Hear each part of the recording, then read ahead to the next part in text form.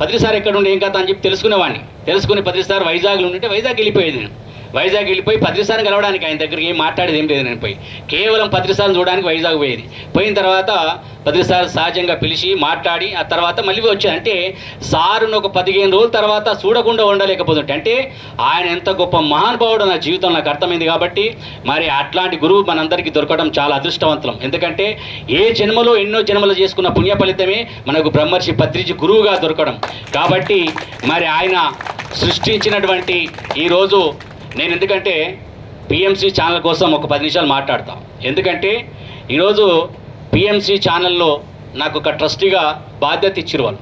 ఆ బాధ్యత తీసుకున్నాను. ఎందుకు తీసుకున్నా అంటే పిఎంసి ఛానల్ పత్రిసారు సృష్టించిండు. ఆయన ఎవరు సృష్టించారు? అది పత్రిజీ. ఎందుకంటే బ్రహ్మర్షి పత్రిజీ మన ఎదుగుదల కోసం మాత్రమే ఇవన్నీ క్రియేట్ చేసిండు. ఒక ఎగ్జాంపుల్ చెప్తాను నేను. ఇప్పుడు పిరమిడ్లో ధ్యానం చేస్తాము. బయట ధ్యానం చేస్తే 1 గంట సేపు మనం ఆలోచన లేని స్థితికి పోలేం. అదే పిరమిడ్లో ధ్యానం చేస్తే తొందరగా ఆలోచన రహిత స్థితిలోకి వెళ్తాం. అంటే ఆలోచన లేని స్థితికి వెళ్తాం. దేని ద్వారా? ఆ పిరమిడ్ శక్తి ద్వారా. అంటే మన కోసం కాకపోతే పత్రిసారి కోసం అవి కాదు కదా, ఆ పిరమిడ్ మన కోసం. రెండవది శాకాహార ర్యాలీలు. ఏ ఆధ్యాత్మిక సంస్థ కూడా శాకాహార ర్యాలీ చేయలేదు. ఎందుకు చేయాలంటే ఇప్పుడు మనము కనీసము 200 జన్మలు దాటితే కానీ ఈ ధ్యాన మార్గంలోకి రాం. మరి మనము గత జన్మలలో 200 జన్మలలో మాంసం తిన్నవాళ్ళం మనమందరం. నేనైతే 2014 దాకా తిన్నా ఈ జన్మలో. అంటే గత జన్మలో అందరం తిన్నవాళ్ళు. మరి 200 జన్మలలో చేసిన పాపం, మాంసం తినమంటే పాపమే కదా. రోడెక్కి మనం చెప్పినాం కదా ఇవాళ జీవహింస మహాపాపం అని. అంటే ఆ పాపం మనం చేసిన వాళ్ళేం కదా చెప్పిన వాళ్ళమంతా. అంటే ఈ జన్మలో కాకుండా 200 జన్మలలో మనం ఈ పాపం చేసినాం తెలియకుండా. కాబట్టి ఈ పాపం అనే ఒక ముల్లె మీద ఉంది, మనకు ముల్లె ఉంది, మనకు ఆ పాపం ముల్లె. ఇక 2 ఉన్నాయి. ఆ ముల్లె నుంచి పాపం తీసుకోవాలి కిందికి. ఎలా తీసుకోవచ్చు అంటే రోగాల రూపంలో అనుభవించడానికి.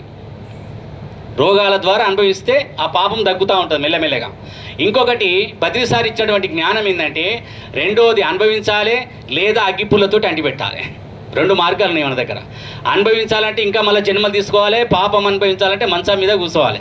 లేదు ఇంకొకటి ఏంటి, అగ్గిపుల్లతోటి అంటిపెట్టుకునే మార్గం ఏంటంటే ధ్యానము అనే జ్ఞానము అనే అగ్గిపుల్ల ద్వారా దాన్ని అంటిపెట్టుకోవచ్చు. ఎట్లా అంటిపెట్టుకున్నాం? ఇలా మనం అంటిపెట్టుకున్నాం. ఇలా ఏం చేసినాం? వెంకటాపూర్లో అందరి దగ్గర పోయి అయ్యా మేము తెలియకో తెలిసో పాపం చేసినవారు పోయి ఇది కరెక్ట్ కాదు మీరు కూడా ఏ గురని చెప్పి ఏం చేసాము అందరికీ చెప్పడం వల్ల ఈ అగ్గిపుల్ల అంటారు దాన్ని. ఈ అగ్గిపుల్ల ద్వారా మనం చేసిన పాపాలు ఎన్నో కొన్ని అంటిపెట్టినాం. అంటే 200 జన్మలు తిన్నాం కదా.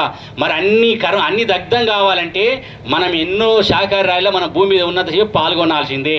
ఇది పత్రిసారు మన కోసం కాకపోతే పత్రిసారు కోసమా? కాదు కదా.